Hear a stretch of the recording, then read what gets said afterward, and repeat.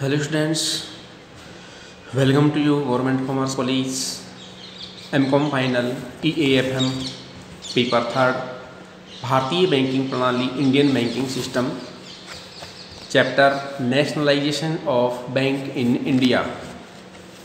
भारत में बैंकों का राष्ट्रीयकरण। इससे पहले पिछले अध्याय में हम पढ़ रहे थे सोशल कंट्रोल ओवर बैंक।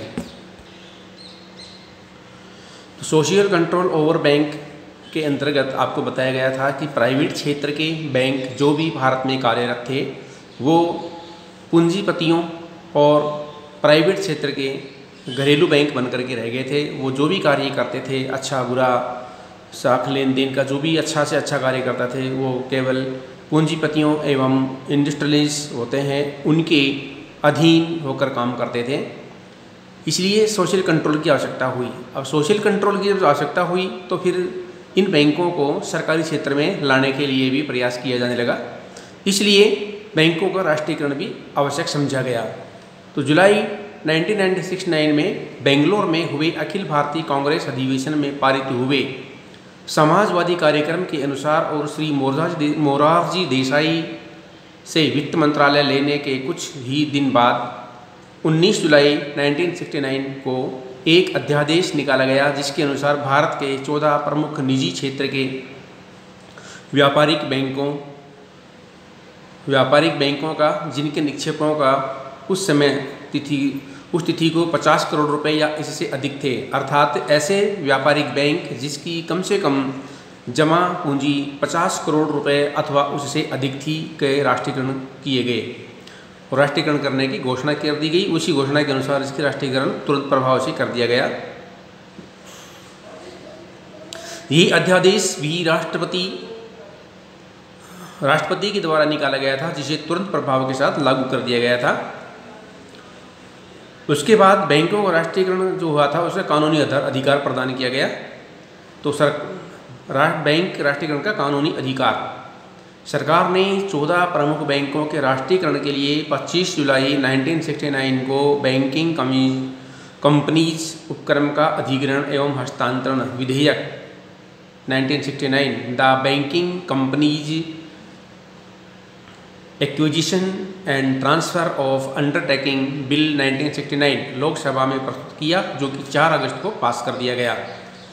8 अगस्त को राज्यसभा ने भी उसे पारित कर दिया तथा 9 अगस्त को कार्यवाहक राष्ट्रपति के इस पर हस्ताक्षर होकर यह बैंकिंग कंपनीज अधिनियम 1969 बन गया। अब आता है बैंकों का राष्ट्रीयकरण किस प्रकार से हुआ। तो राष्ट्रीयकरण के समय 14 व्यापारिक बैंकों की जमा पूंजी 2,742 करोड़ रुपए थी, 2,742 करोड़ रुपीज़, जो सरकार के अधीन आ गई। उस समय स्टेट बैंक ऑफ इंडिया और उसके सहायक बैंकों की निक्षेप पूंजी 1,509 करोड़ 1,509 करोड़ रुपए थी। इस प्रकार कुल 4,251 करोड़ रुपए हो गए। राष्ट्रीयकरण के बाद बैंकों में जमा धन का लगभग 85% अंश सरकारी नियंत्रण में आ गया। तो ये था हमारे व्यापारिक बैंकों का राष्ट्रीयकरण का प्रक्रिया प्रथम बार। तो राष्ट्रीयकरण की विशेषताएं क्या होती, 14 बैंकों का राष्ट्रीयकरण किया गया तो उसकी विशेषताएं क्या है उसके बारे में थोड़ा अध्ययन कर लेते हैं। नंबर 1, भारत के 14 निजी व्यापारिक बैंकों का स्वामित्व जिनकी जमा पूंजी 50 करोड़ रुपए या उससे अधिक थी सरकारी अधिकार में ले लिया गया और इन बैंकों का नाम इस प्रकार से था: central bank of India number 1, number 2 bank of India, number 3 Punjab national bank, number 4 bank of Baroda, number 5 United commercial bank, number 6 Canara bank, number 7 United bank of India, number 8 देना bank, 9 syndicate bank, 10 union bank of India, 11 Allahabad bank, 12 Indian bank, 13 bank of Maharashtra and 14 Indian overseas bank. इस प्रकार से यह 14 bank थे।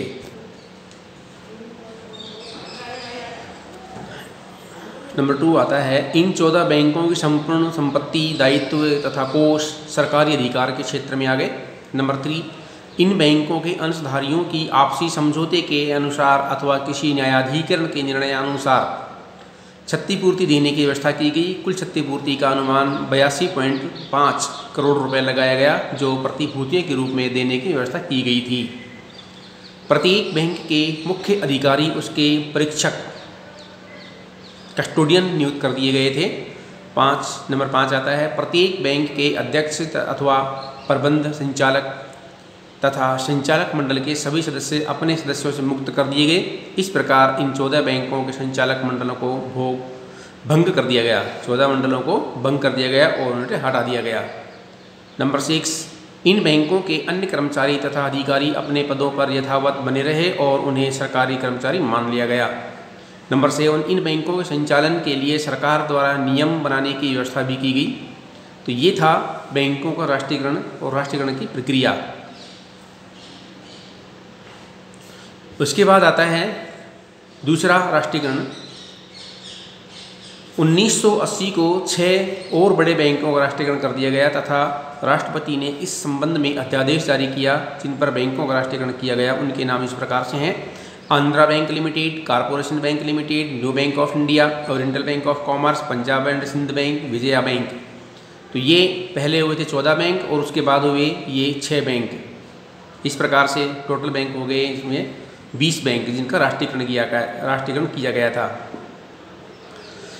राष्ट्रीयकरण के निर्णय से देश के वे ही बैंक प्रभावित हुए जिनका कारोबार 14 मार्च 1980 को कम से कम 200 करोड़ रुपए या उससे अधिक का था। अर्थात ऐसे बड़े से बड़े व्यापारिक बैंक जिनकी जमा पूंजी 200 करोड़ रुपए या उससे अधिक थी का राष्ट्रीयकरण किया गया था। राष्ट्रीयकरण के समय उक्त 6 बैंकों के पास जमा धन की कुल देनदारियां 2356 करोड़ रुपए से अधिक थी। इन बैंकों के राष्ट्रीयकरण के अध्यादेश में ऐसा प्रावधान किया गया कि इन बैंकों के सामान्य कामकाज और ग्राहकों की सेवा में कोई व्यवधान न हो। यह प्रावधान भी किया गया कि बैंक के राष्ट्रीयकरण के फलस्वरूप अधिग्रहित की गई पुरानी कंपनियों को मुआवजा दिया जाएगा, जिसका निर्धारण केंद्रीय सरकार करेगी। इन बैंकों के राष्ट्रीयकरण का उद्देश्य यह बताया गया कि इनमें जमा धन के एक बड़े भाग का उपयोग सामाजिक आर्थिक लक्ष्य पूरे करने में हो तथा बैंक द्वारा ऋण नीति के कार्यान्वयन पर अधिक प्रभावी नियंत्रण किया जा सके। तो ये था दूसरी बार बैंकों का राष्ट्रीयकरण। और आगामी जो नेशनलाइजेशन प्रोसेस है नेक्स्ट अगली वीडियो में बताएंगे आपको। धन्यवाद।